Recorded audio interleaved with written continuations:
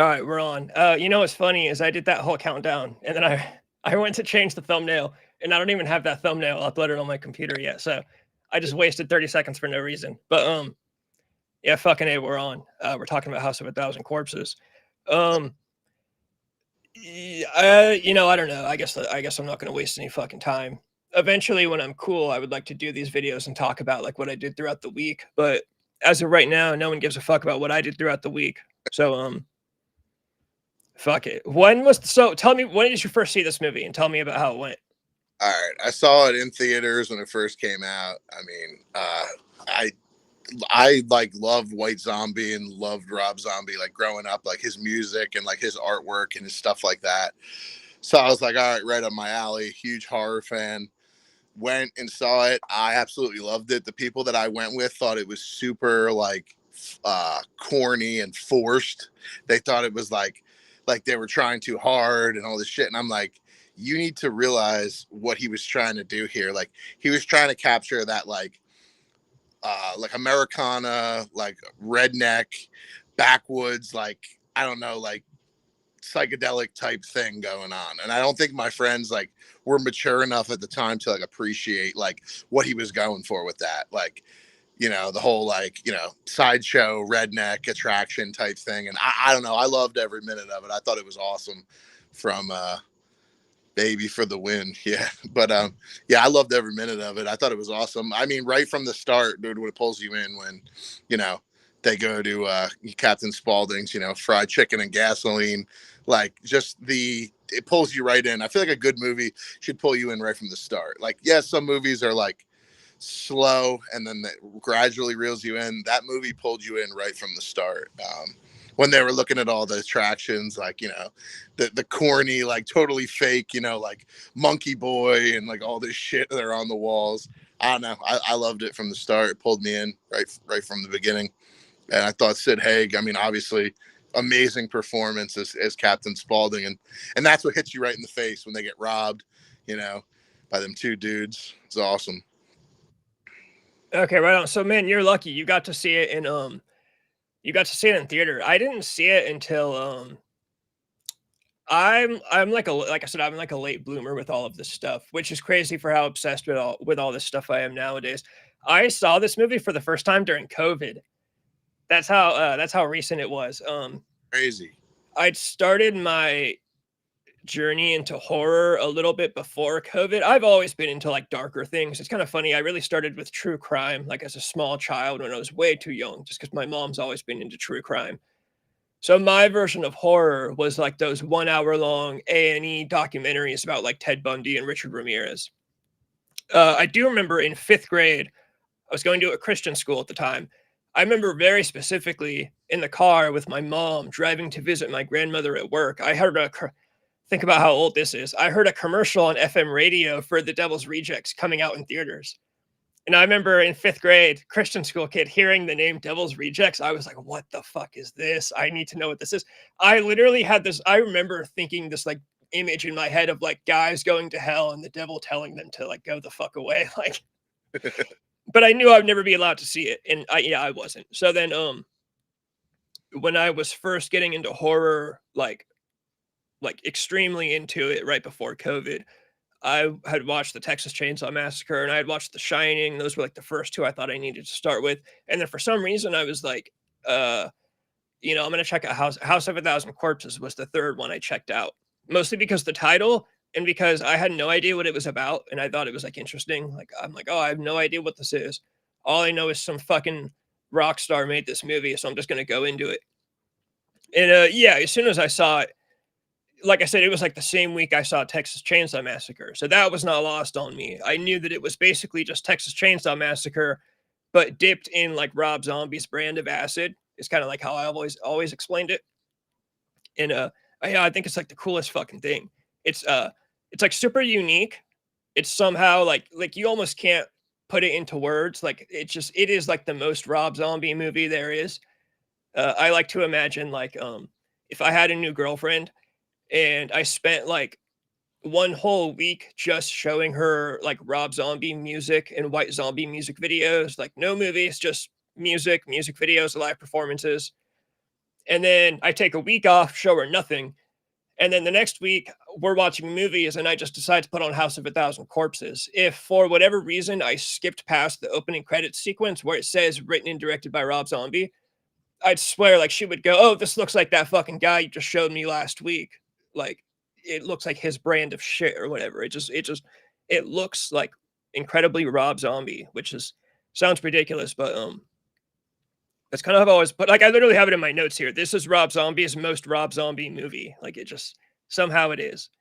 But Dude, it's definitely unique, and I think that's why that's why like a lot of, like I said, like my friends didn't understand it, because it, you gotta kind of, I don't know his background to appreciate what he was going for. Like the sketches, like the White Zombie, like inside, like the White Zombie albums, like the Rat Fink type stuff, like the Acid Trips type stuff, that reflects in that movie. And I feel like you got to kind of, I don't know, like look at it in a different light. I think they thought it was going to be like a typical horror movie, and it definitely is not. So.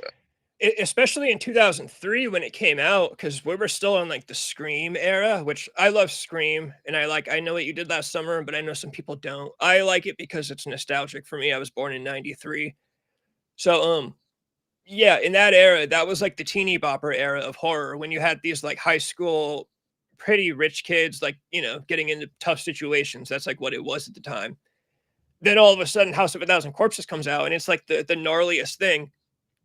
I also have here one thing I've always thought about this movie is that it somehow walks a very fine line. Usually with horror movies, I feel like they always go down one path or another.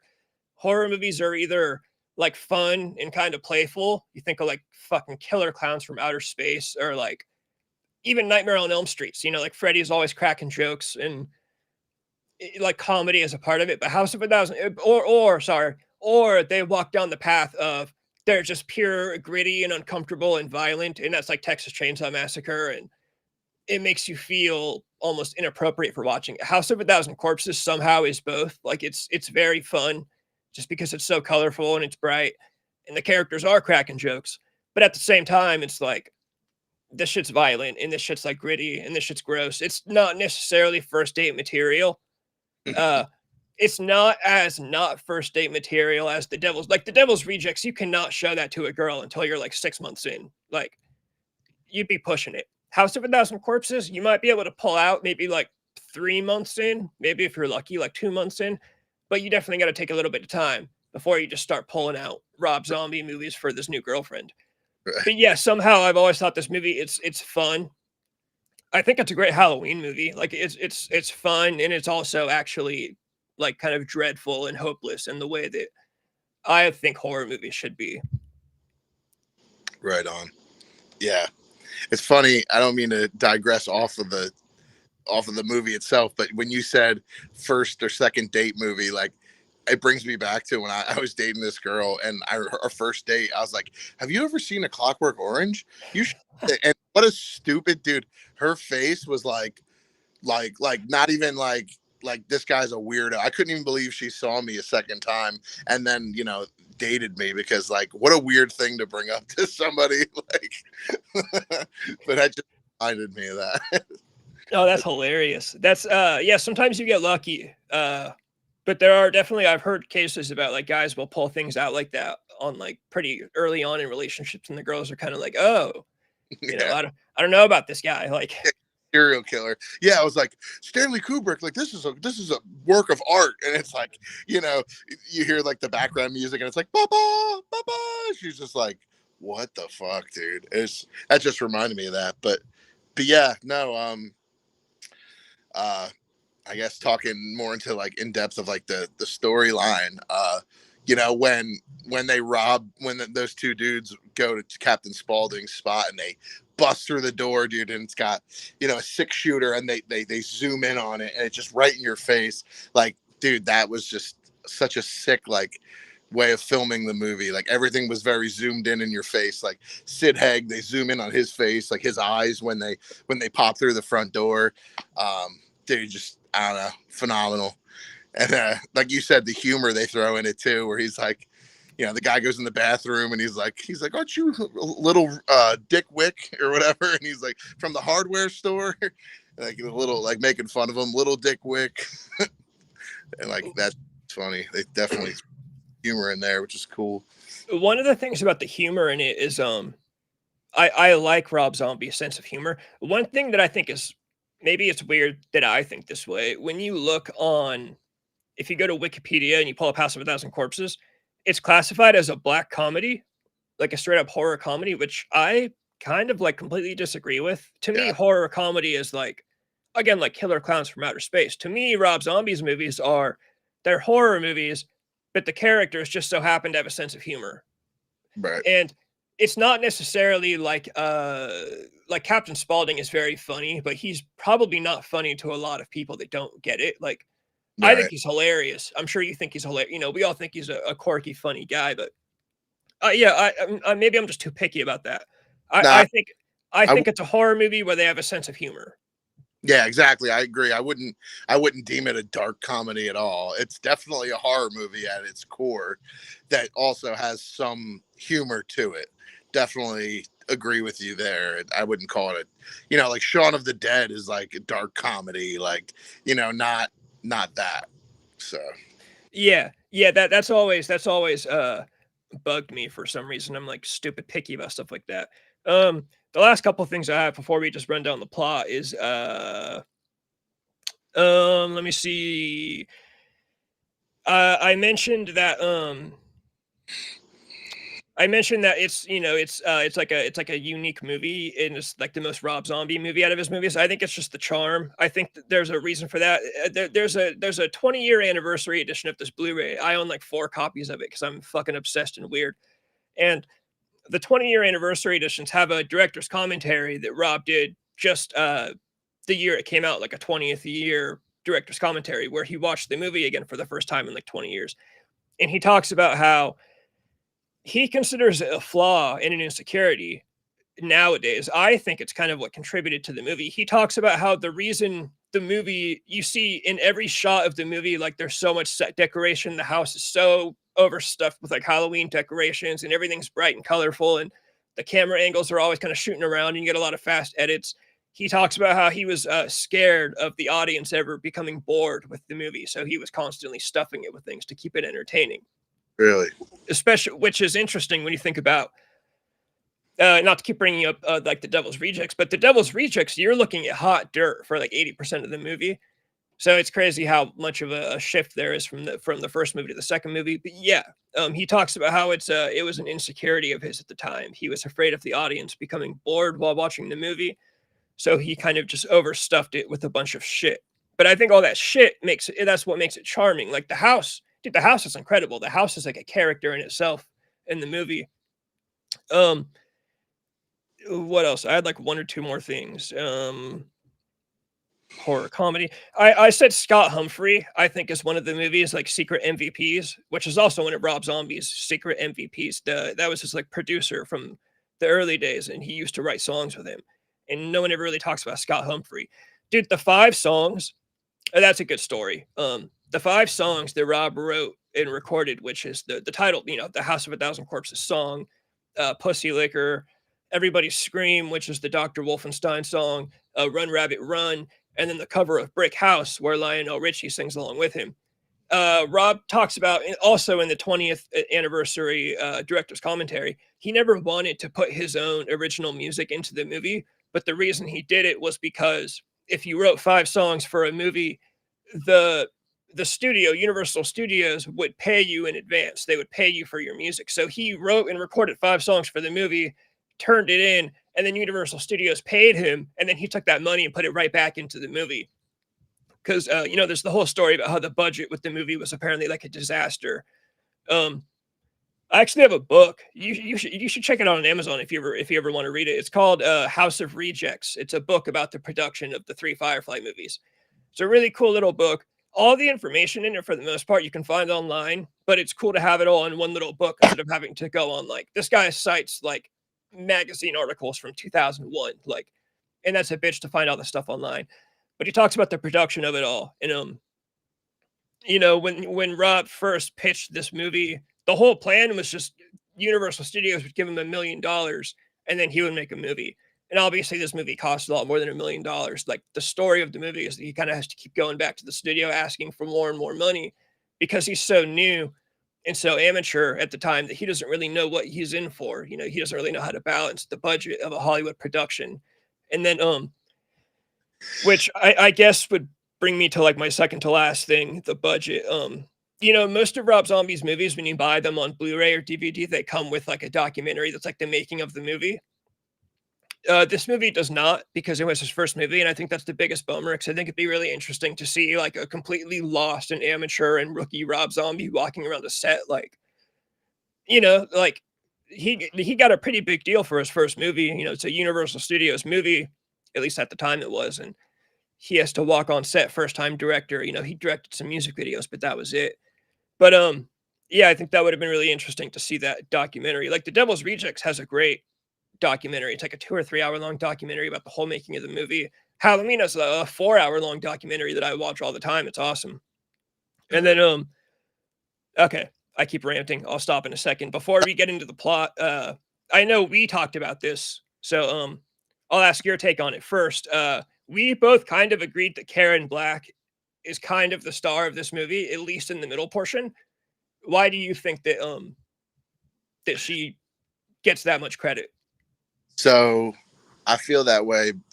Feel that she kind of stole the show because her, number one, the way she looked, the way she acted, everything about her just like drew your attention to her. Like, I don't know. Actually, I was reading something about her. Some people were writing like in her obituary, like different stars were talking about her as an actress. And Peter Fonda said like she could be crazy, sexy, kooky, and wild like at the same time, and not many actresses could be like that.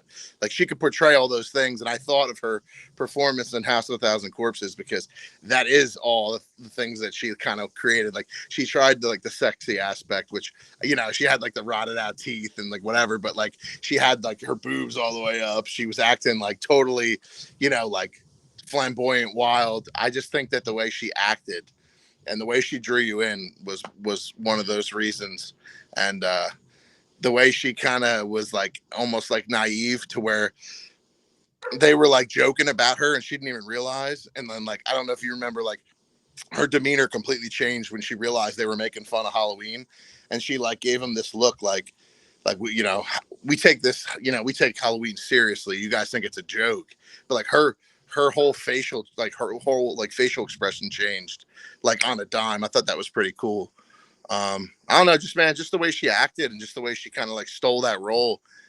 You couldn't keep your eyes off her in that, and it was awesome. Yeah, yeah, she's awesome. I always say that once they get to the house, it kind of becomes the Karen Black show. I like that you pointed out her facial, her like just general like physical acting too. They're in the scene where and of course we'll get to this in the scene where they're doing the talent show and Baby is on stage singing and the whole show at that point is focused on Baby. She's singing the song, she's got the dress on, and but we keep getting these quick shots of Karen Black holding the spotlight, kind of aiming. Yeah, it's like, dude, I think they have to acknowledge, like, even though it's literally Baby's scene, like you cannot cut out Karen Black. You have to keep looking at her because no matter what she's doing, she's very interesting and like kind of magnetic. You can't stop looking at her. It's funny you mentioned the yellow teeth. Yeah, she has the yellow teeth, but at the same time, you're like, I Right. would. Like, I think I would, even with the yellow teeth. Look at her. Like, Exactly, dude. You just said it the way I was trying to say it. You just explained it better than I would. That's exactly what I was trying to get at. Like, you were like, "Damn, dude!" Like, dude, she was 60 years old, and that right there, she was 60 years old playing that part. I mean, she looked good for 60. So I was like, it's just that's crazy, man. That's crazy. yeah, yeah, she was great. One of my other, I don't want to say like hot takes. Again, I hate saying that. My hot take for this is that it's kind of Karen Black's movie. I know there's not necessarily one star of the whole movie. It's kind of the family as a whole. But Karen Black could have been up a little higher on the credits order. But so then it's kind of funny that my take on Devil's Rejects is that I think Leslie Easterbrook they had to cast her as Mother instead. I think that was a better choice because try to imagine Karen Black doing what Mother did in Devil's Rejects. The Devil's Rejects Mother was a lot grittier. Karen Black is very like finesse and kind of majestic. I don't know if that's the right word. She's kind of very flowy. She's wearing the dresses and she's very pretty and like classical Hollywood. But I don't think that would have fit in Devil's Rejects. Devil's Rejects needed, a dirty old hag, honestly, and Karen Black is not a hag. She was. That's like a really good observation because you're right. When in the Devil's Rejects, when she basically gets up on the cop and was like trying to have him like fuck her, like I couldn't picture Karen Black doing that. As gritty as it got for Karen Black in House of a Thousand Corpses is when the sheriff is there and she's basically just like kind of like her lips are quivering and she's trying to pull him in, but that's as far as she would go with like the sexual aspect. You know what I mean. It wasn't as gritty like you said as it was Devil's Rejects Mother. But yeah, that's a good point, dude. I don't think I could picture her playing that same part as well either. Yeah, especially when Devil's Rejects Mother, when she's screaming about, she's screaming when she's in the chair in the jail and she's like screaming at the sheriff. Karen Black wasn't like a screamer. Like she was loud, she talks very boisterously, but she's not like an aggressive screamer at people. She's kind of very elegant. There's a great story. I read and listen to so much Rob Zombie shit that I can never keep my sources straight. So like this is just gonna be one of those like I heard this from Rob Zombie in an interview or maybe a director's commentary, but there's a great behind the scenes story about how Karen Black was on set on House of a Thousand Corpses, and at that time she had quit smoking cigarettes. But if you notice, Mother Firefly smoked a cigarette in one scene, and so Rob says she was smoking cigarettes during the shooting of the movie. And she was basically blaming Rob in the movie for her smoking again. And Rob's like, dude, she just wanted an excuse to smoke again. And she was blaming us for smoking again. Yeah. She was definitely awesome. And like another like scene that is just ingrained in your mind with Karen Black and House of a Thousand Corpses is when, he's like, Sheriff Lydell, and he's screaming on the radio and he goes, 1 second, ma'am. And he turns to the radio, dude, and she just pulls that revolver out, and her eyes are so like dark and deep, and she shoots him through the neck, I believe. That whole scene is just nutty to me, and just nobody could have played that better than her. Yeah, more of her like facial act. That's a good. Yeah, she kind of turns evil in that moment where and from trying to seduce him to cold hard killer.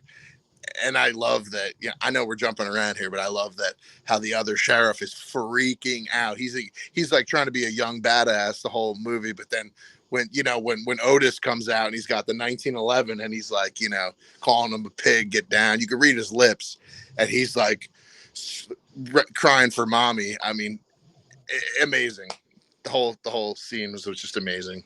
Yeah, that's definitely one of that's like one of the classic scenes. I have that in my plot notes. I have a little space in between the paragraphs so we can rant about that for a minute. But okay, fuck it. I'm gonna get into the plot. So just whenever you got to cut in, or whenever I'm gonna cut in, I'll cut in on myself.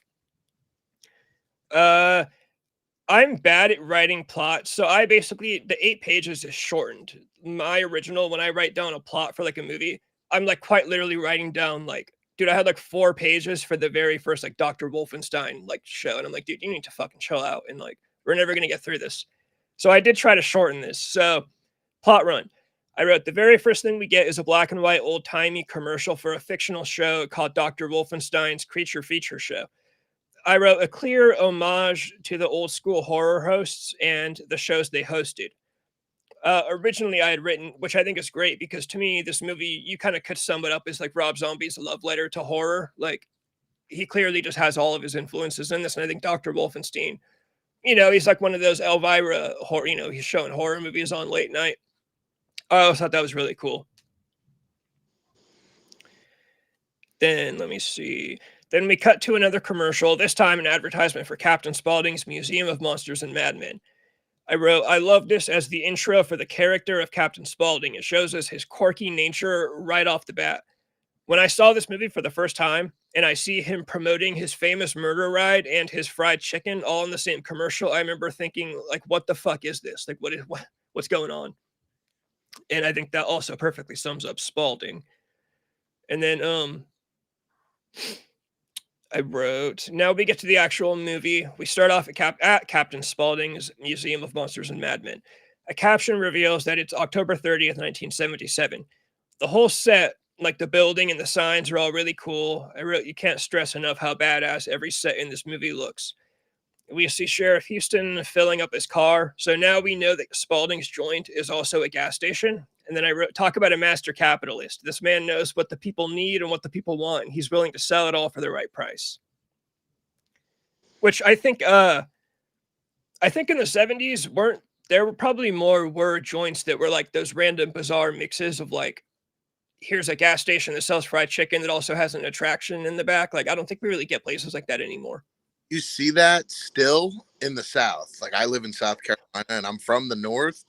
I never saw shit like that until I moved down here, dude. South Carolina, Georgia, Tennessee, like there's like weird shit like this. Like, here's like the one, it was like a hotel slash Native American like artifact museum slash gas station slash like food court. And I was like, that is so weird. So yeah, maybe not as frequent as you did back then, but in the South, dude, there's a lot of weird shit like that. Like gas station slash, I don't know, attraction slash whatever.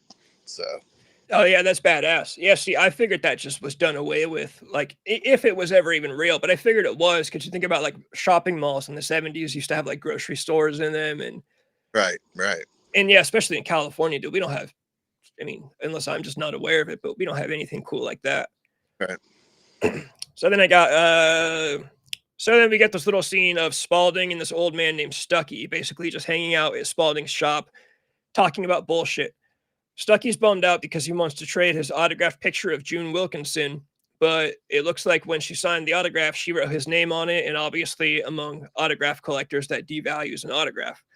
They go on to talk some shit about a local named Jackie Cobb, who we never meet.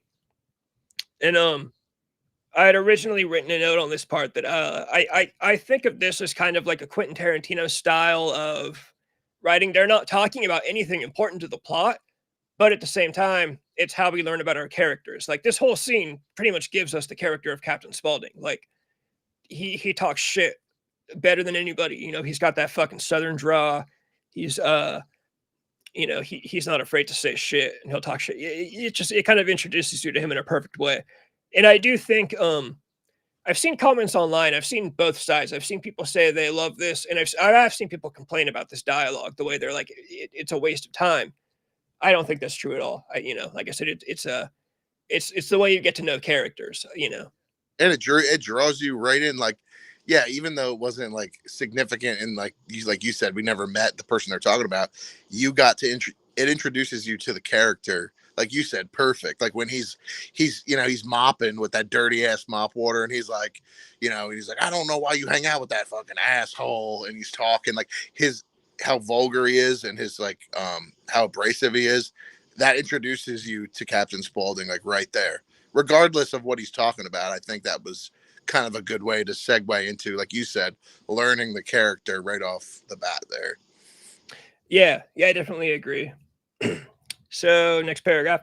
So Spaulding and Stucky are talking shit. Stucky goes to the bathroom, and we get an old-fashioned stick-up. Two masked men barge into Spaulding's shop with guns drawn, and they're demanding money.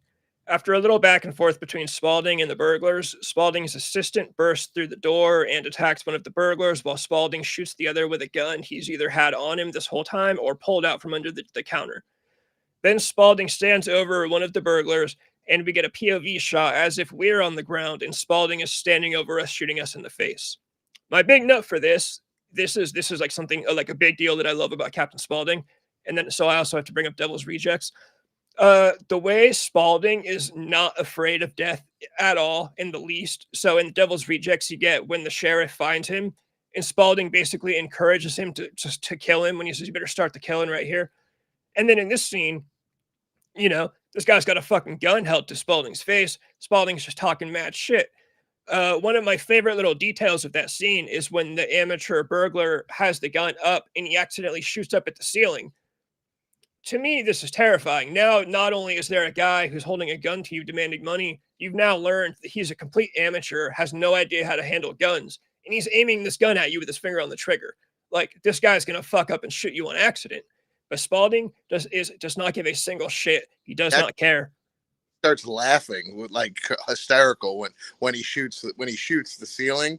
He's like, ah, he starts like laughing, like no care in the world. Badass. Yeah. Yeah, no, I thought that was a great little little detail to add in there because it tells you everything. It tells you this guy with the gun doesn't know what he's doing. Spaulding's not afraid of him. Like you can kind of already tell how this is going. Like there's no way they're gonna pull this off. And then another favorite little detail of mine is once Spaulding shoots him and he holds the barrel and he kind of inhales. It's like he's smelling the fume of the freshly fired gun. It's just badass. It's one of those badass things. I like to think the Sid Haig improvised that, but I don't know. But that is another little favorite detail of mine. So then right after this, I had to write a little bit of a paragraph just for the opening credits. Now we hard cut to the opening credits, and this opening credits sequence is I literally wrote is so fucking cool. It really might be my favorite opening credits sequence of any movie. The song is perfect. The montage of random footage is perfectly creepy. And since it's all just random clips of shit that has nothing to do with the movie, it kind of keeps you in the dark when it comes to the subject matter of what you're about to see. You don't see any of the characters. You just kind of see all this. One thing I will say in one of the director's commentary, Rob talks about how the opening credit sequence is all just footage that he shot with his hand camera. Dude, there's some weird shit in that opening. Like, what is this guy up to? Like, I Yeah. can't pull up any specific examples, but when you watch the opening credit sequence, you see some like weird little things, and you're like, "What the fuck is this guy doing in his spare time?" Right. But yeah, it's a great opening credits. I think the clips all just being of random shit works in the movie's kind of mysterious favor. Let me see. Like I mentioned before, this is one of the original songs Rob wrote and recorded with Scott Humphrey for the movie, and it's really just a great song. Even without the movie, even as just a Rob Zombie song, it's one of my favorite songs of his. It's a really good song. It's just great guitar. The guitar is perfectly like horror esque, very simple drums. The filter over his singing voice the whole time. It's a good song.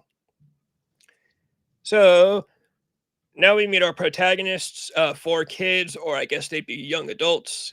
Bill and Jerry, Denise and Mary. I wrote Bill and Mary are a couple, and Jerry and Denise are a couple. They're driving down some dark, isolated road in the middle of nowhere in Texas. We learn their car is almost out of gas, and just in time, they see a billboard for Captain Spaulding's Museum of Monsters and Madmen. That's advertising fried chicken and gasoline just a little further down the road. This is also one of the scenes where they're not necessarily talking about the plot, but we learn a lot about them. So Jerry's looking at pictures of the Manson girls and talking about how hot they are. I always have to note Rob Zombie's true crime influence is like one of my favorite things. Like his characters are just like Jerry's a true crime nerd. So, and I'll bring it up again when we get to the murder ride. Yeah, Jerry is just like a true crime fan. He's just like a nerd that he's one of those guys that would say like Charles Manson was cool. He's just I keep saying he's just a true crime nerd, but that's really like the main point of it. And I think a lot of Rob Zombie's movies have like true crime influence, which I like. To me, true crime and horror are kind of cousins. I know you got two different camps of people. There's people that like horror but not true crime. There's people that like true crime but not horror. There's people that like both. I think they both go hand in hand. I think without true crime, there is no horror necessarily. So that's always been my take. I think his true crime influences always stand out very well in his movies. Then I wrote before the next scene, I want to point out the transition sequences in this movie. Those crazy, like oversaturated edits of random little clips that are in between the scenes that kind of make it like kind of dreamlike. They're kind of like, I guess, non sequitur little clips. I think those add to the charm of the movie. It's just very like Rob Zombie. Like That reminded me of like you've seen Natural Born Killers. That's exactly what it reminded me of like those random like clips of like it'll be like acid washed green, and it'll be like baby talking about, you know, if you gotta kill somebody, you kill them, and like I think that's it's wild because that draws you in even further. But sorry, I didn't mean to interrupt. But go on. No, no, you're like I said, you're supposed to interrupt me whenever you want to say something about what part I brought up, so that's all good. Yeah, it's I think they add to the kind of uniqueness and the charm of this movie. So here we see our four main characters have arrived at Spaulding's shop. Jerry decides the whole crew needs to go inside and check this place out. This is where we learn that the four protagonists are driving across the country and writing a book on all the quirky roadside attractions and just generally weird shit they find along the way. We get this great back and forth between Bill and Captain Spaulding, and Sid Haig just rules. Like this is another great scene where Sid Haig just eats the entire scene when he's talking with Bill about westerns and sci-fi, and he's got the tattoo. I can't remember who John Wayne, the Wayne, John Wayne tattoo. get the wagons, Pilgrim. It's perfect. Sid Haig rules. Nobody could have played this character except for Sid Haig. Let me see. Here we get to see Captain Spaulding's famous murder ride. The best way I could describe it was it's just kind of a low budget carnival ride slash haunted house where the kids sit in a roller coaster cart and ride slowly along a track and see these animatronics of infamous serial killers like Albert Fish and Ed Gein. The last serial killer is a fictional character named Dr. Satan, who apparently worked at an insane asylum and tried to create an army out of his patients using experimental and cruel surgeries. Right here, I put another note in of Rob Zombie's true crime influence. You know, we get the Ed Gein facts and the Albert Fish facts, and I think those just go really well in horror movies. Once the ride is over, we learn that our protagonists, well, before that, once the ride is over, we see Jerry do his whole Dr. Satan thing. Thus, again, you know, he's a true crime nerd, which I think is a cool little quirk about him.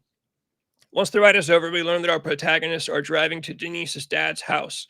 But Jerry wants to take a detour to check out the lore of this Dr. Satan character they just learned about.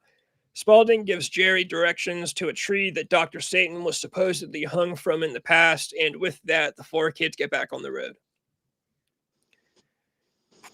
While And driving in the dark and in the rain, the kids spot a hitchhiker and decide that since it's raining so hard, they have to pick her up. Here we meet Baby Firefly. She claims to live not right down, she claims to live right by the tree that Jerry wants to go see. A little further down the road, we see a shadowy character hidden behind some bushes shoot out one of the tires on the car. The kids don't realize the tire was shot, they just think it's simply gone flat. After learning that Jerry forgot to put a spare tire in the back, Baby mentions that her brother has a tow truck and that her house is only a short walk away from where the car is broken down. Bill and Baby run through the rain to Baby's house. I think Baby's introduction is really cool. Just the way yeah, she, first of all, Sherry Moon Zombie in a cowboy hat. I just think it works. It works very surprisingly well. the way she was dressed, like I know it's supposed to be based, you know, in like '70s or whatever, but like the way she was dressed and like on the side of the road, like it's funny because you know the girls are kind of like screw this, but the dudes are like, you know, damn, here's this tall hot blonde on the side of the road and it's pouring rain, you know, pulls you in. I also think I want to like kind of go back a little bit. How it's funny how you know Spalding tells them basically like you're wasting your time, you're gonna get yourselves lost, yada yada. Like he kind of gives them the option, like you know you guys probably shouldn't be going and doing this, but like every horror movie, you know, they don't listen. It's just interesting though, like he gives them a chance and they don't listen. So That is an interesting point. I wonder what his reasoning for. maybe to just maybe justification, like, okay, these kids now I don't feel so bad about killing these kids. Like, you know what I mean? I don't know. Who knows? Yeah, yeah, that is interesting. Cause yeah, what if they were like, oh, okay, well, yeah, he's right. We're just gonna get lost. Let's just Yeah. go home. Like, Like personally, I like if somebody a local told me it was a waste of time, I wouldn't go. Like I wouldn't go still try to find this, you know, Dr. Satan thing. If he told me, hell yeah, go check it out, it's awesome, then I would go. But he gives them the option. He's like, you know, you guys are you're wasting your time. It's stupid. And Jerry just, you know, had to push him through there. That is interesting. This is the first comment I'll bring up. I think that's kind of interesting, Jerry, to say that Jerry was a journalist who was all about getting good reviews, like he wanted Yeah, his book to be a good book. right. You're right. I think that's probably a good way to put it. Yeah, I've always thought of Jerry as just a true crime nerd, but I think painting Yep. him as like a journalist or an author who Yeah, like actually cares about his art, that's pretty interesting. I completely forgot about that. Actually, you're 100% right. Yeah, because wants to get the best article, so of course they're going to try to go seek it either way. Yeah, good point. Yeah, I think it's I think I said what did I hold on, I have it back here in a paragraph I just went off. Yeah, that's the whole thing. They're writing a book on like roadside attractions and just like weird shit across America. So yeah, that would make sense that he's like, oh, I want to write a good book, so I should look into this Dr. Satan shit. So let me see. After they pick a baby, I wrote, oh, okay, now we get a quick scene where we meet Otis Driftwood for the first time. This is after the car breaks down. Bill and Baby are running to the house. Now we get a quick scene where we meet Otis Driftwood. Otis has a room full of cheerleaders tied up, assumingly in the same house that Bill and Baby are currently running toward, and he's preaching some weird rant to them. They look like they've been roughed up pretty bad. Here I wrote a quick note in the 20-year anniversary director's commentary. Rob actually talked about how originally we didn't meet Otis until the dinner scene, and then he decided that he wanted us to meet Otis earlier. So this whole scene was just kind of thrown in there to kind of introduce us to him sooner than the dinner scene, which I thought was cool because I like this little scene. Otis is one of my favorite horror characters. Devil's Rejects Otis is my favorite version of Otis. I think House of a Thousand Corpses is my favorite movie of the three. But as far as characters, Otis in The Devil's Rejects, I think is just like the coolest fucking character. But I do like him in this movie too. He's a very odd character for sure. Yeah, Bill Moseley is a great actor, man. Like I feel like anything he touches is like great. Yeah. Bill Moseley's killer. It doesn't get better than Really nice guy too. I think I mentioned last time I was on with you that I met him in person. He's just a really down to earth, cool guy. Like I was like, "How much for a picture?" And he's got clearly a sign that says, and he's like, "Dude, keep your money. Like, well, I'll just take a picture of you." Like that speaks volumes, about somebody. Yeah. That's really cool. I like watching his interviews because he tells a lot of the same stories in his interviews over and over again, but you can tell it's out of like a humility. Like he doesn't think that he's like some kind of superstar that needs to be telling these stories about himself. It's Right. kind of honestly the same way that Rob Zombie is. Rob Zombie's I always joke when you watch his interviews, it kind of pisses me off because he's got a really shitty memory. He never remembers anything that like an obsessed fan wants to hear about. So like when you watch his interviews where he talks about how House of a Thousand Corpses got made, dude, he literally like he told Joe Rogan, like, oh yeah, I thought of the name House of a Thousand Corpses. And then next thing I knew, I was just making the movie. And I'm like, what? No, I want to hear more about this shit. But then Yeah. you realize you're like, oh, it's because these guys don't see themselves as these superstars. They just think this is just work. I'm just an average character. So Modest. they Definitely don't yeah, they don't bother remembering all these stories because they know, they don't think people care about all that shit. So yeah, he does seem like a very humble, especially for being such a good. He's a ridiculously good. I mean, dude, Chop Top in Texas Chainsaw 2, like yeah. that's otherworldly shit. Yeah, and what a hard part to play. Like having to scratch your, obviously it's makeup, but having to scratch your head, like, and introducing that every time you're talking, like that's a special kind of actor. Like not everybody could do that. Yeah,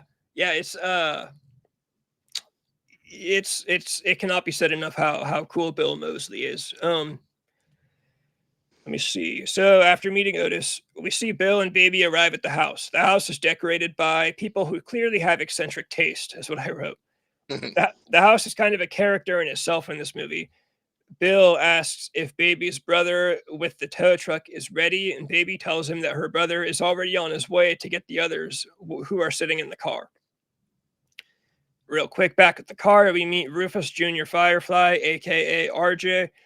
He begins towing the car with the remaining three kids inside to the house. You don't see much of him through the movie at all, also, which is kind of interesting. Like he's very, very short lived. in in that movie. Whoever played. There's speaking of RJ, there's two kind of interesting things. One, again, can't remember where I heard or read it, but he got recast in Devil's Rejects. Tyler Mane played him, and I guess the reason for that was that I can't remember his name off the top of my head. The actor who played RJ in House of a Thousand Corpses, he completely disagreed with Rob because in Devil's Rejects, RJ gets killed off right away. Uh, Apparently, the actor thought RJ should have gone on to become more of a main character, so he wanted more money and he wanted a bigger role in the movie. Whereas Rob was like, "No, we're shooting you in the first scene." Like, sorry, that's why he got recast. Um, again, I keep referencing this in the 20-year anniversary director's commentary, and it's funny because before I heard Rob Zombie say this, I kind of thought this at one point. I don't think it's true. I like both of the characters the way they are, but Rob was talking about he considers one of his flaws in that movie. Nowadays, he thinks if he was himself 20 years ago, he would have written Tiny and RJ into one character. He thinks they're both kind of two halves. They're both the muscle of the group. So he doesn't realize why did he have to have two. So that's interesting to think that Rob nowadays thinks that Tiny and RJ should have just been the same one character. I think of them. I think they work well together because Tiny is kind of like the brainless muscle, and then RJ has the brains and muscle. Like he drives the tow truck. He makes a lot happen in this movie. He drives the car to the house. He fixes the car for the kids. He takes the car out to the field and drops it off. You know, he's driving the cop car later on in the movie. Like he does a lot for as little as we see of him. Everything he does do is very important. He shoots out the tire that stops the kids in the first place. Right.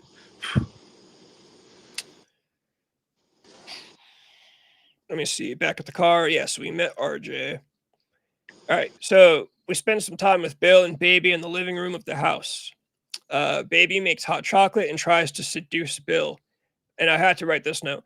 I'm always curious what would have happened if Bill had given in to her advances. Like, would Baby actually fuck Bill?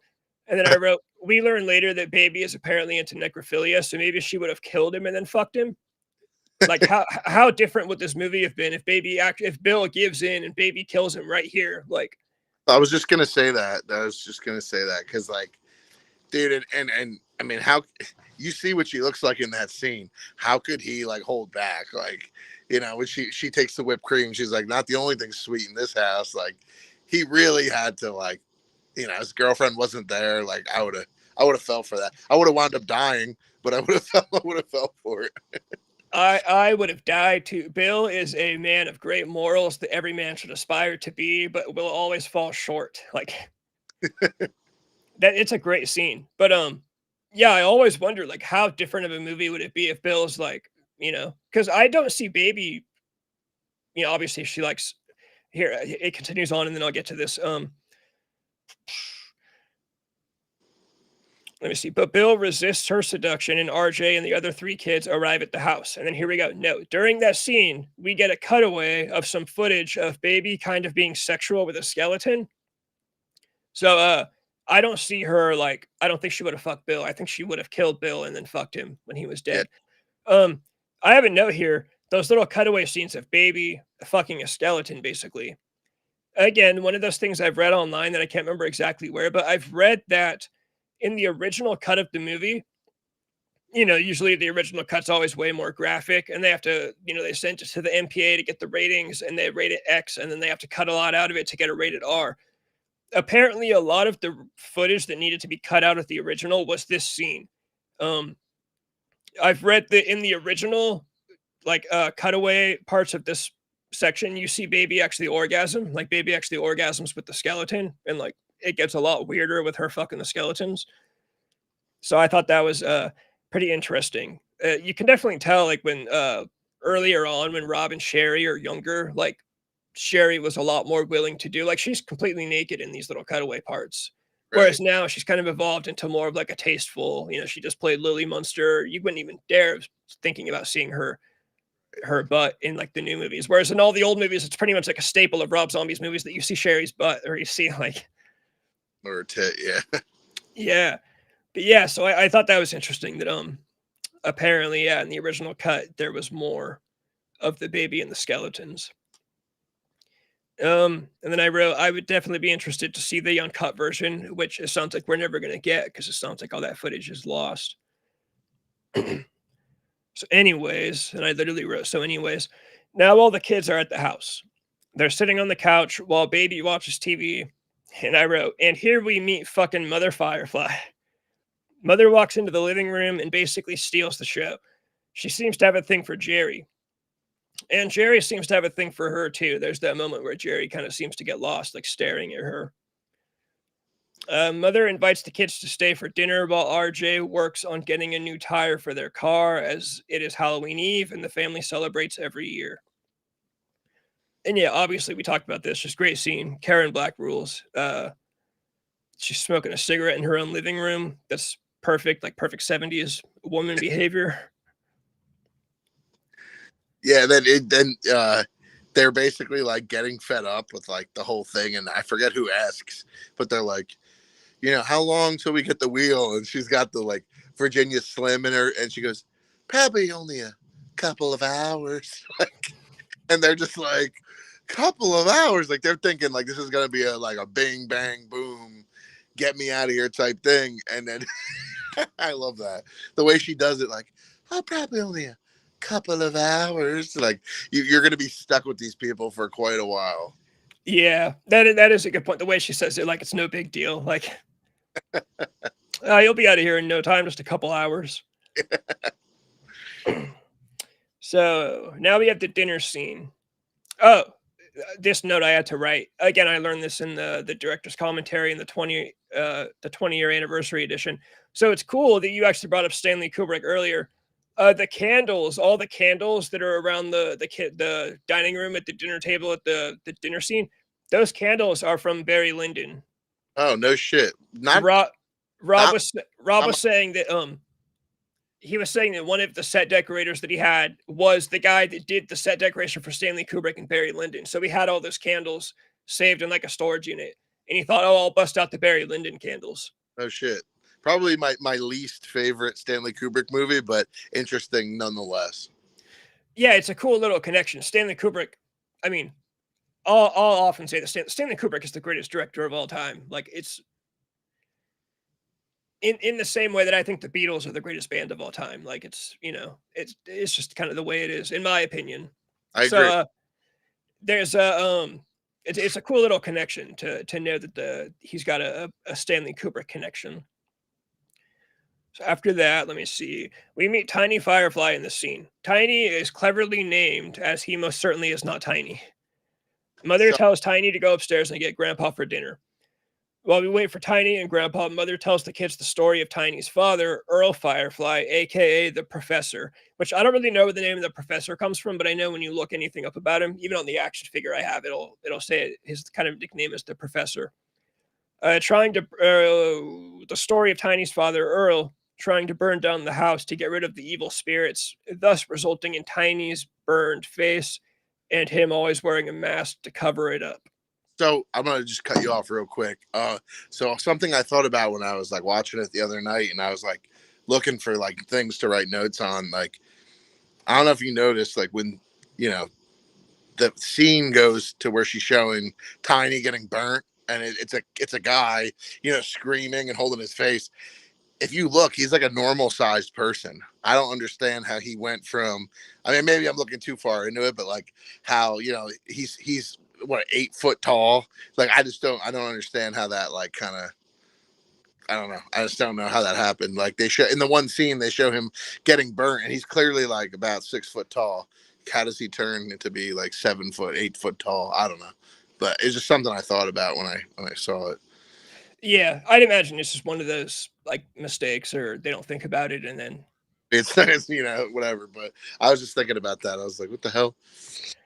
it's a funny story. In the way of course, the way Karen Black says it when she's like, what she says, she's like, he just up and went devil on us all. Like I never heard someone say somebody who went devil, but after Karen Black said it, I'm like, oh, Yeah. So sorry. Go on. Keep going. oh no, you're all good. Let me see Tiny's burnt face. All right, so we cut away from dinner to see Baby doing her makeup. We get this quick little scene. Baby's taunting one of the tied up cheerleaders they have in the house. And then, of course, I just wrote this as iconic baby Firefly material here. Back at dinner, Mother instructs everyone at the table to wear these paper mache Halloween masks to keep to keep the festive spirit alive and well. Jerry asks Mother if she knows anything about the Dr. Satan story that Spaulding told them back at his shop. Otis enters the scene, claiming to know all about Dr. Satan, while handing Mother a preserved fetus in a jar, which I learned is called a pickled punk. And it's like that's like carny lingo because I guess this was like an old carnival attraction was they'd get like an actual fetus and preserve it in a jar, and usually the fetus would have some kind of like deformation. So like it'd be like a fetus where like one arm is as big as its body and one arm is tiny, and which is cool because it is like Rob Zombie's knowledge of like old carny like carnival shit. I wrote Otis basically talks mad shit to the kids at the dinner table and tells them they don't actually want to know anything about the Dr. Satan story. We get a handful of classic Otis lines here. Out of nowhere, Grandpa declares that dinner is over and that it's now showtime. The dinner scene is cool. I see some people, of course, they complain about this movie being it's a Texas Chainsaw Massacre ripoff. I don't care. It's fine. Any Well, movie that rips off Texas Chainsaw Massacre, as long as they do it well, why would you not rip off Texas Chainsaw Massacre? right. I don't feel like it's a ripoff to it. I mean, yeah, like what, because the dinner table thing, like, you know what I mean? Like the get grandpa type thing. I mean, I get where there might be correlation there, but it's so different in its own way. Yeah, it's different enough to where it doesn't bother me. So let me see. Showtime. We cut to what looks to be a barn that's decorated with lights and Halloween decorations. There's a stage and there's chairs set up for an audience. In the audience is our four protagonists and a bunch of creepy looking life size dummies and dolls to fill out the crowd. On stage is Grandpa, and he's doing a stand up comedy routine, which basically consists of him yelling aggressively about eating pussy. Well, It is a great scene. Rob talks about how this is what got him Dennis Fimple the role. When he came in to read for the role, he said they had the actors do this part, and Dennis Fimple did it the best, and he hired him right there. Jerry loves this and is laughing uncontrollably. The other three kids don't seem to be having any fun. After Grandpa's stand-up routine is done, we get Baby on stage in this sparkling dress you'd see in like an old-time Hollywood era act. No, I read that totally wrong. Betty Boop, like a Betty Boop skit thing that she does. Yeah, she's got this sparkly dress on that we'd see like an old-time Hollywood actress wearing to an award show. She's lip syncing and dancing along to the song "I Want to Be Loved by You" by Helen Kane. And then I wrote, there's a note, again, director's commentary. Rob Zombie claims he never went over the choreography with Sherry. Like he claims that he never brought this up to her. She just showed up on set one day and did this entire dance routine. Which at first I thought, no, Rob's just talking shit and trying to sound like his wife is like a great actor. But then I remembered she was a dancer for his music career since like the 90s. So that makes total sense that she would just choreograph an entire dance, and because that was her job. So yeah, I thought that was kind of interesting that he never really even went over that with her. He just wrote in the script, you have to do a dance. And then she showed up one day and was like, oh yeah, I got the dance right here. During this performance, Baby sits on Bill's lap, and Mary takes issue with this. She shoves Baby to the ground and calls her a whore. And here we see Baby's temper unleashed for the first time. I didn't even think about that until I watched this last night. This is like the first time we see Baby That's get, true. yeah, the first time she gets angry and gets violent. Oh, tits off. Yeah, it's a great quote. I have it here too. I wrote, Baby stands up, pulls a knife, and threatens to cut Mary's tits off and shove them down her throat. And like what you said about her temper showing, I don't know if you caught it, but Karen Black, our Mother Firefly, when she does that, she grabs Baby and she whispers in her ear, and you hear her say, she said, I told you not to let them, I told you not to get angry tonight, or I told you not to do this tonight. Basically saying, like, I'm thinking she's implying, don't freak these kids out, or we're not going to be able to kill them like we want to, keep them like we want to. So That's exactly what I would think. She's according to plan, baby's not supposed to lose her shit just yet, but she's losing it early. Couldn't hold it in at all. I think I have a little bit of that. I wrote, no, so I wrote the quote. I wrote, baby threatens to cut Mary's tits off and shove them down her throat. And then I wrote, get a good mental image of that in your head. Then I wrote, mother pulls baby away and tries to calm her down. That's all I put for that. While this commotion is going on, RJ bursts in the door and declares that the car is done and the kids can finally leave. While starting to drive away, baby bangs up against the car windows and screams at the kids. The kids drive until they reach the gate outside the house. Bill gets out to open the gate. We see one of the decorative scarecrows is alive. The scarecrow jumps down off its post and attacks Bill with a metal rod. This part, I kind of agree with you. Like, just fucking drive through that fucking, like, get out of there. Dude, drive through that gate. I don't know if this is like, I don't know if this is like Donald Trump's wall that's like guarding the Firefly house, but like, if it's not, drive through that shit. And I hate to say it, even if like I hate to say it, but like, even if one of my friends is like getting beaten up by 3 people, I'm sorry, but I'm probably gonna leave you.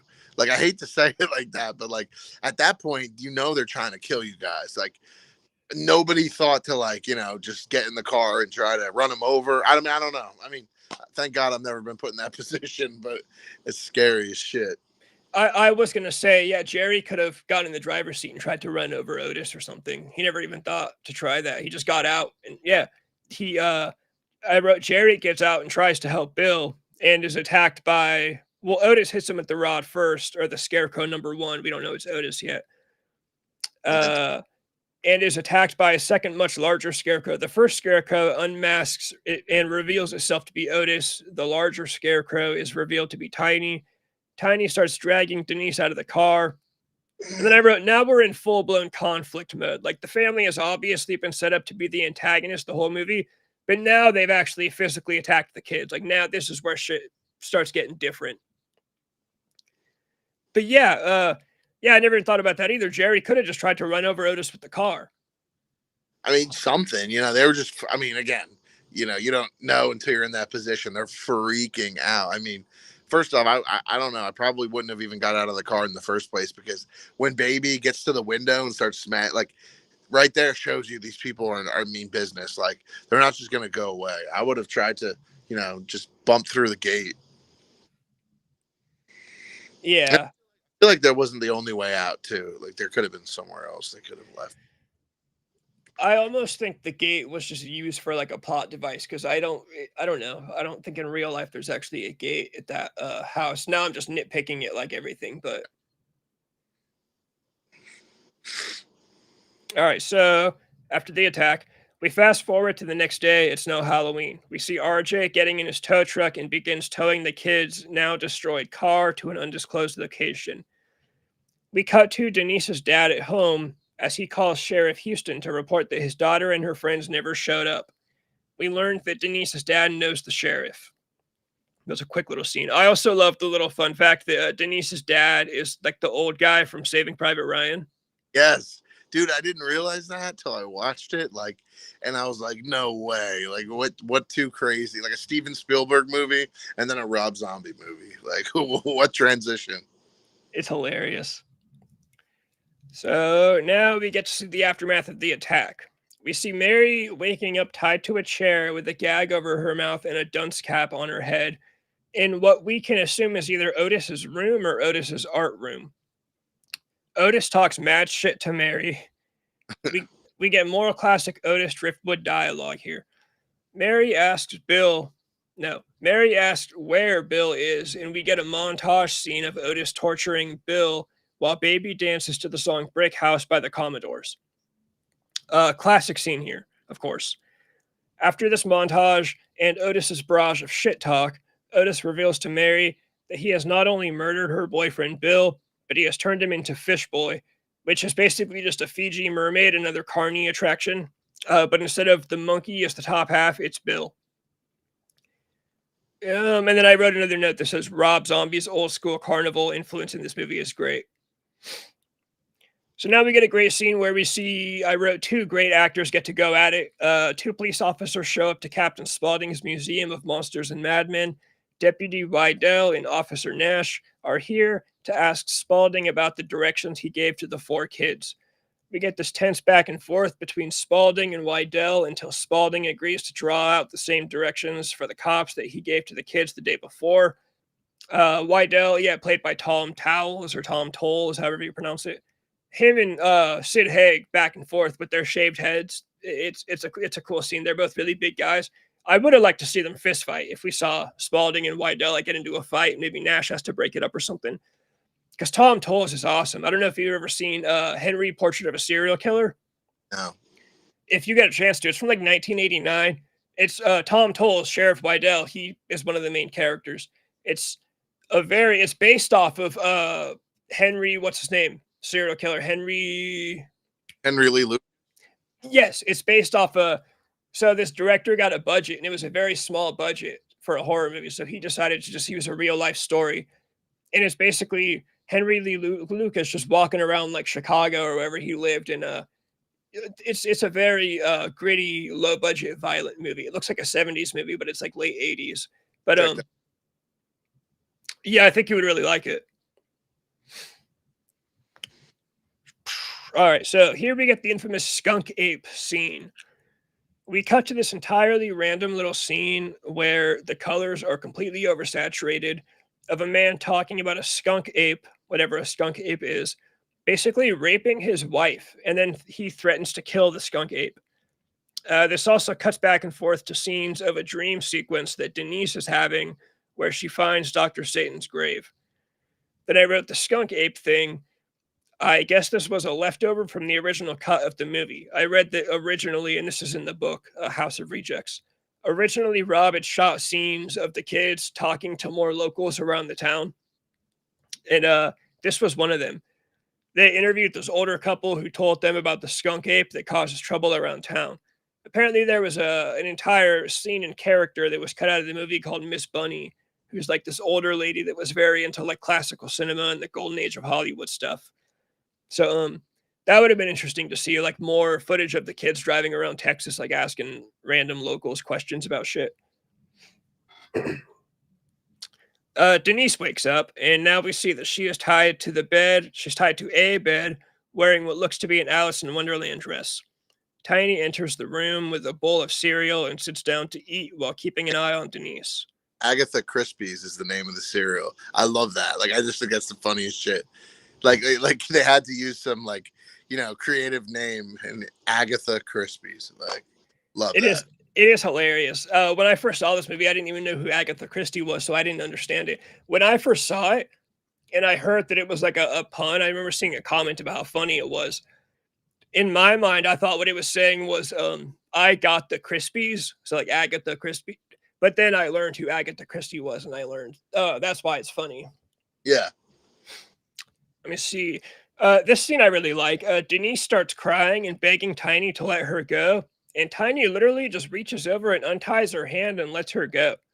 Yeah. I like that as the callback to when Mother Firefly talked about how Tiny really likes the girls and he's a real lady killer. It shows that he's got like a soft spot for girls. Like, he goes to give her the dog food bowl of cereal first. Yeah. He tries to feed her and then he straight up lets her go. And then obviously in that scene, Otis appears and throws her back into the room. I also wonder, like, what if Otis wasn't there? Like, would Tiny actually just let her go? Because I think he was just going to let her go. That's one of the things I wrote down earlier was what would have happened if he let her go and she got away. Yeah. I can imagine, if we ever got like a prequel story, like origins of the family, like maybe Tiny's like let girls go before because he just has this soft spot for girls or something. So yeah, I wrote Tiny even waves goodbye to her as she's walking out, but Otis appears behind her and locks her in a cage in the room. Quick short one, we cut to Wydell and Nash discovering the kids' beat up car abandoned in a field. Then we cut back to Jerry. Jerry is tied up in what appears to be Baby's room. Which, by the way, I like that in this movie, how they're all tied up in like each of their rooms. Baby comes into the room and starts messing with him. She asked him her favorite movie. She asked him to name her favorite movie star. He guesses Marilyn Monroe. She tells him the correct answer is Betty Davis, and she begins scalping him, which sounds like one of the worst things that could happen to you. Now we go back to the police with the abandoned car. They find the keys inside the car. They open the trunk and they find the dead body of one of the cheerleaders we've been seeing throughout the movie. And I do like how that's kind of like a consistent. We keep going back to like the missing and dead cheerleaders. Like that just is like a constant theme through the movie. At the house in Grandpa's room, Otis and Grandpa are watching the Munsters. Of course, that's great. We all love the Munsters. Back to our two police officers. They're waiting for Denise's dad to join them. We learn he is a retired police officer, and the sheriff has asked him to join the investigation with Wydell and Nash. That's one of those things that if I was going to complain, this would be like, you never heard of a cop calling like a retired, be like, oh, can you go join my guys on their investigation? Like, no, Right. you wouldn't let that shit happen. But it works out. It adds for a cool kill in the movie when he kills Denise's dad. All right, we're on the second to last page. Now we get another completely random scene that is easy to assume was one of the scenes from the original cut of the movie. Here we see Louis Dover brandishing a sawed off shotgun in front of a small shack surrounded by signs with religious writings, and he's telling us that this place is hell and that we're already in hell. And for some reason, I've always liked that scene of Yeah, that guy. this is hell. This. I would have liked to see more of that guy in this movie for sure. Here we go. Back at the house, our two police officers and Denise's dad have just arrived. Deputy Wydell knocks on the front door while Nash and Denise's dad walk around the back. Mother bursts into Grandpa's room to warn Otis of the police outside. Otis gives Mother a gun and sends her back downstairs. She opens the front door and lets Wydell inside and sits down with him. As that's happening, out back, Denise's dad and Nash open up a small shack to discover Mary in her underwear, beaten and bloodied, tied to a wooden support beam, surrounded by other various dead girls, probably more of the cheerleaders we've been seeing throughout the film. As Nash calls Wydell on their walkie talkies, Mother shoots. Shoot, what was I saying? Mother shoots Wydell. Yeah, okay. I wrote the same thing you said earlier. That's how I saw it. Mother shoots Wydell through his neck. It looks like it goes right through the back of the neck, really. And he was like talking about how she was seducing people. Of all people, you think the sheriff wouldn't be seduced? He was like flirting with her. Like he totally had his guard down, and that's why that happened. Like he was like, you could tell he was like into it. Yeah, he totally was going for it with Mother Firefly.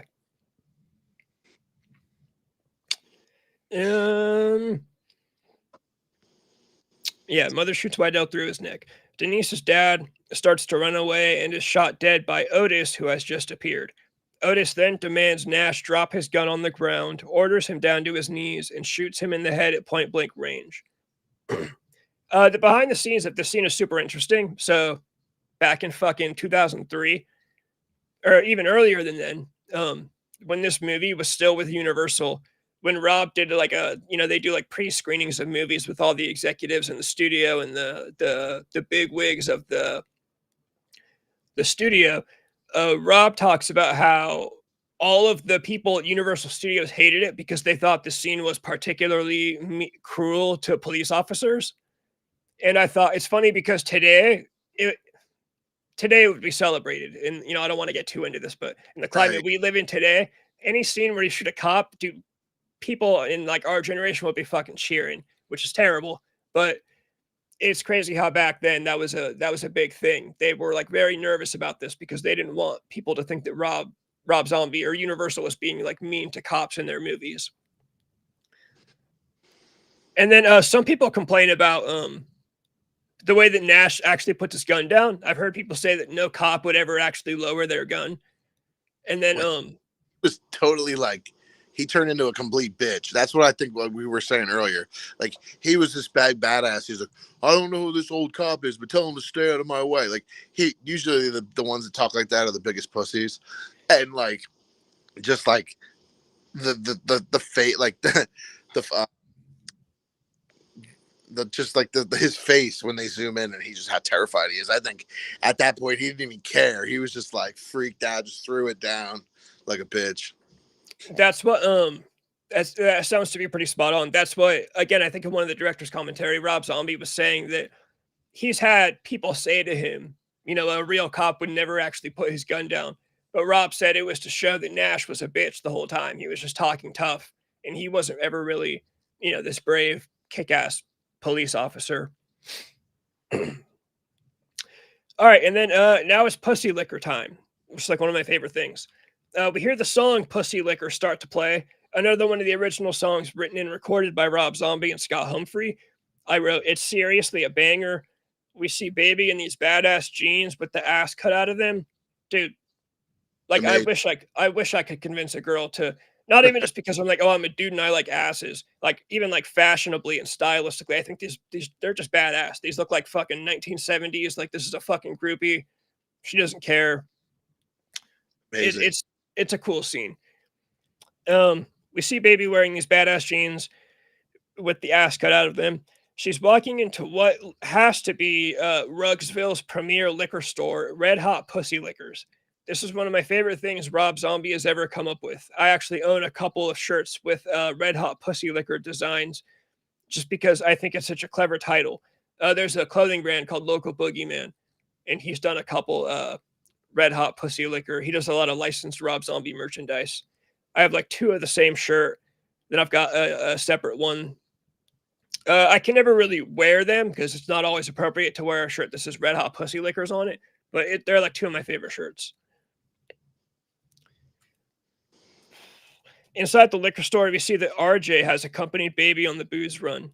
This is a quirky little scene where Baby interacts with the cashier and buys $185 worth of booze.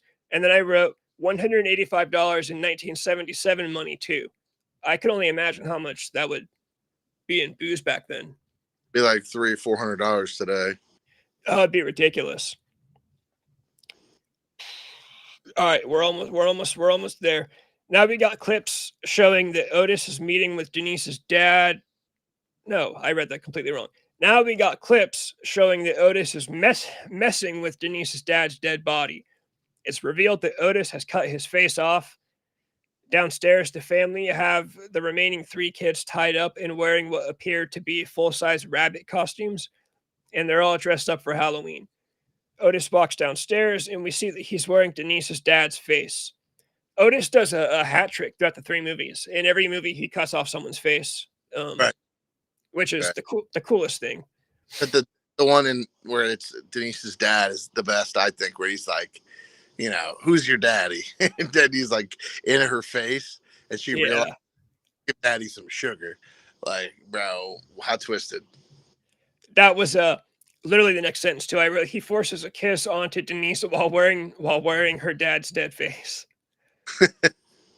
And then he taunts the tied up kids and says he will, in fact, introduce them to Dr. Satan. And then right here is where, in the original cut of the movie, you know, Grandpa was going to be Dr. Satan. And at this part, Grandpa was going to step forward and introduce himself as Dr. Satan.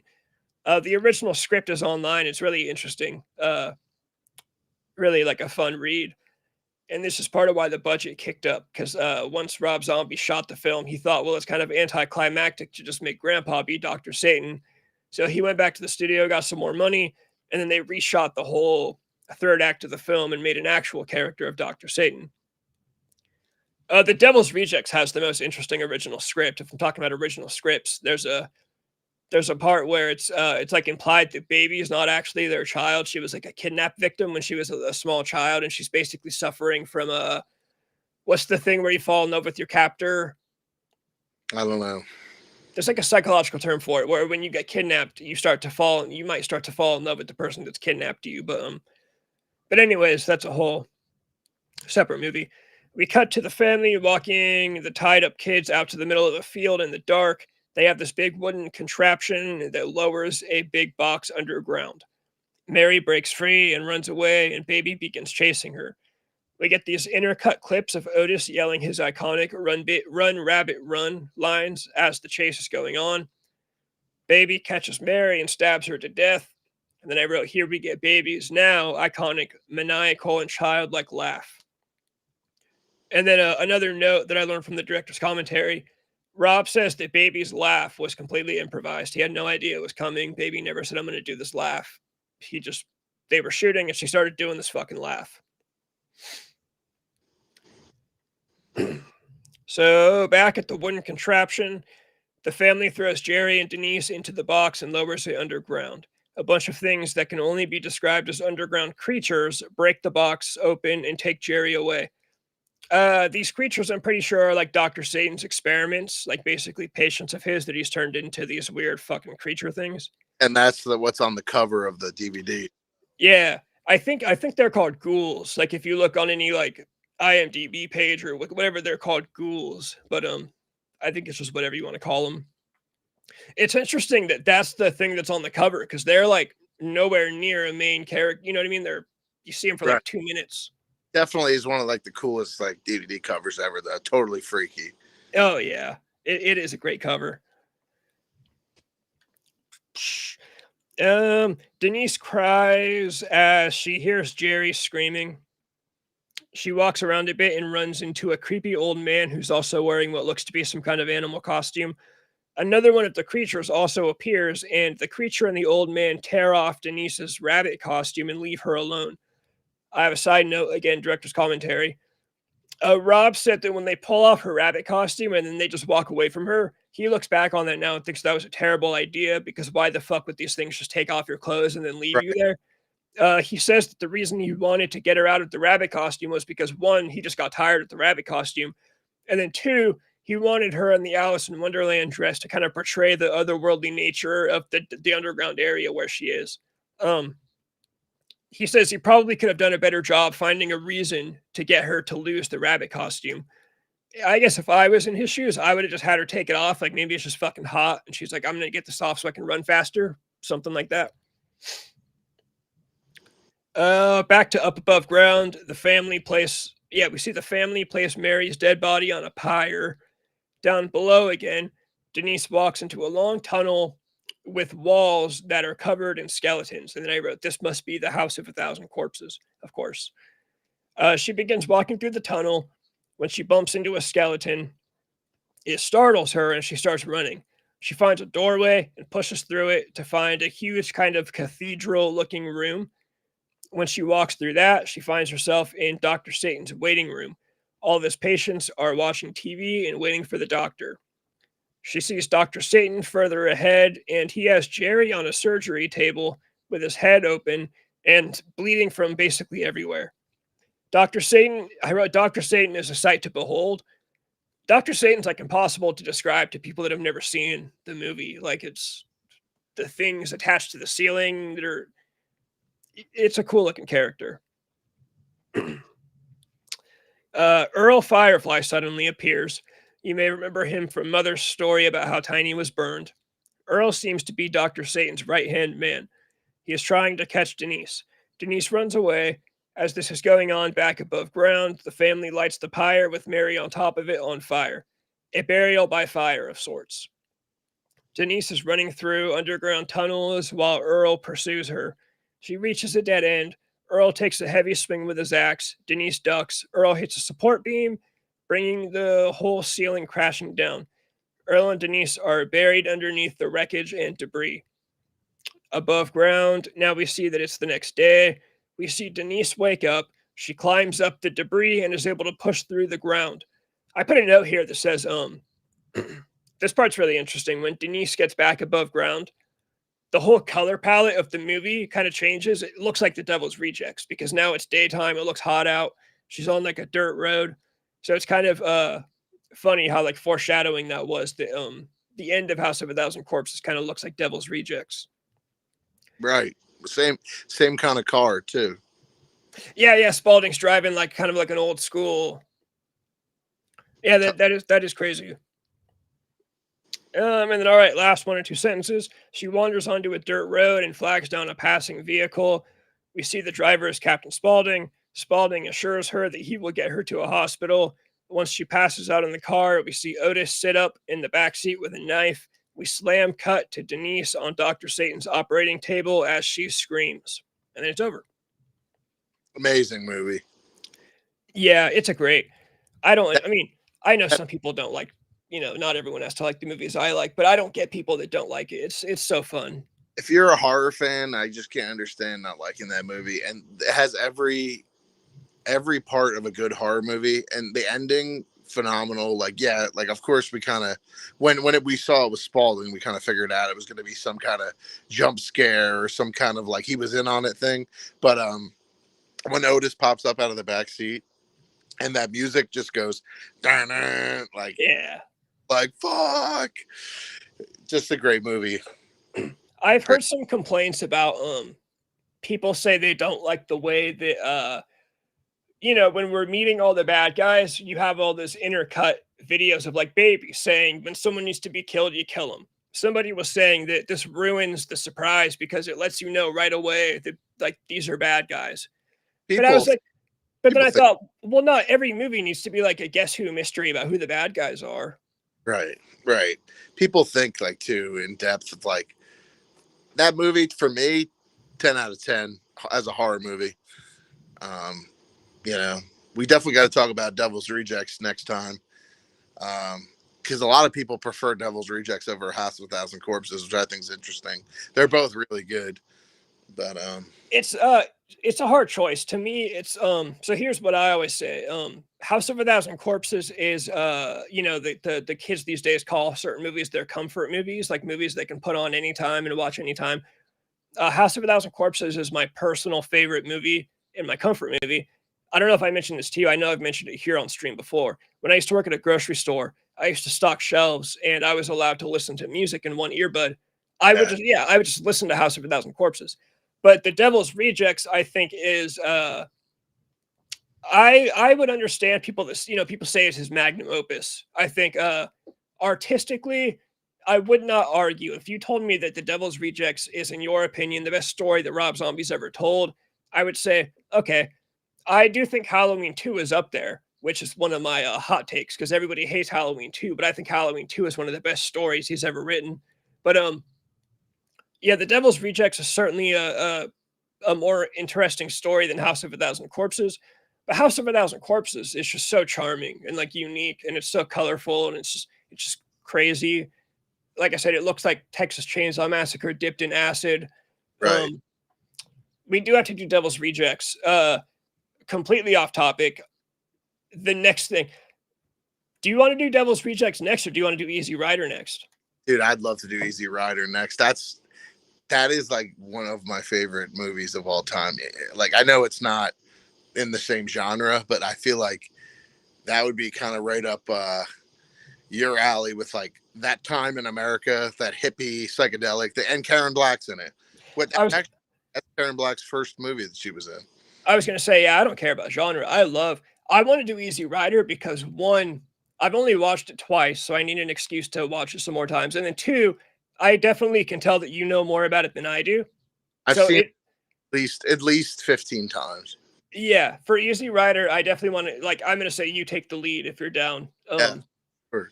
Because I remember you told me about the soundtrack. I had no idea. Like, I don't know the fun stuff about Easy Rider, so I want to know, dude. Easy Rider is and two, like you said, it'll keep up with our Karen Black worship that we have going on here already. She's great in that movie, and she's Yeah, not even she's only in it for a little bit. she really doesn't even talk that much, but the way she could do that psychedelic, like raunchy, weird, like acid trip scene and like make it look, and she made it look like she was actually on acid. Like, that's crazy to me. I would love to do that. And yeah, I would totally do the same thing you just did. Talk like, go through the whole movie and explain it and the fun facts about it. And like all the different people that are in it, like Phil Spector, you know who that is? Like, he was in the first scene of that movie. Like, people don't even know that. Like, he's the drug dealer in the beginning. Okay, yeah. See, I didn't know that. I know who Phil Spector is, but I didn't Yeah, even notice that. yeah. But yeah, man, down for sure. But yeah, I don't mean to cut our time here short, but I gotta be up at work at 5 a.m. unfortunately, and No, it's you're 10. totally good. I was gonna say, I'll cut you out of here. I'm gonna talk to the screen for another like 2 or 3 minutes. Yeah, dude, I appreciate you having me again, and I always love to talk film or anything else with you. It's a good time, so we'll definitely have to get together again. Yeah, hell yeah, man. Thanks for coming on. Yeah, thank you, bro. Have a good one. You too, man. Later. All right, hell yeah. That was Mark. Mark is a good homie to the channel now. I want to keep doing movies with him. I feel bad. I feel like I bring on people like once or twice, and then I keep trying to drag them back on. But I'm gonna keep trying to drag him back on. I don't care. Uh, he's got cool opinions on stuff. I want to do all of House, or not all of House. I want to do all of Rob Zombie's movies. Like I want this to be like a consistent series on the channel.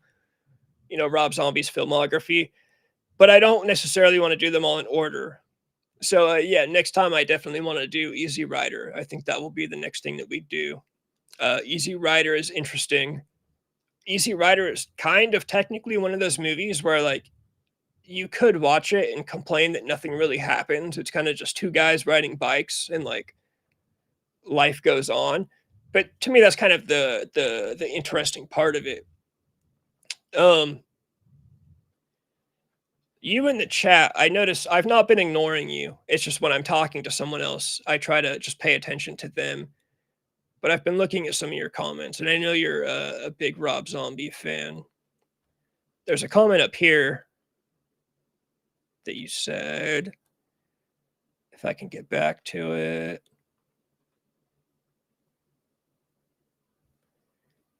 Yeah, Rob is good at angles.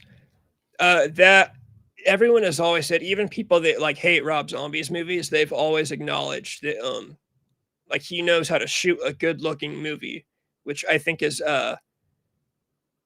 definitely something. It's something that you can learn, but it's something that you learn from watching movies. It's one of those things that if you've watched enough movies, you can tell what a good movie looks like. And that's one of my favorite things about him is he's most definitely watched enough movies to know what good movies look like. But yeah, I figured I would let you know that. Thanks for hanging out in the chat, making the comments make us look cool. This chat popped up earlier. I know I've talked. I can never remember the names that pop up on YouTube in the comments, but I don't know. I need to I can hide the comments so that way when I'm talking to someone, I don't necessarily have to deal with them. But I like seeing the comments. Okay, now I'm just ranting. I'm gonna get out of here. I'm gonna take off. That was House of a Thousand Corpses. So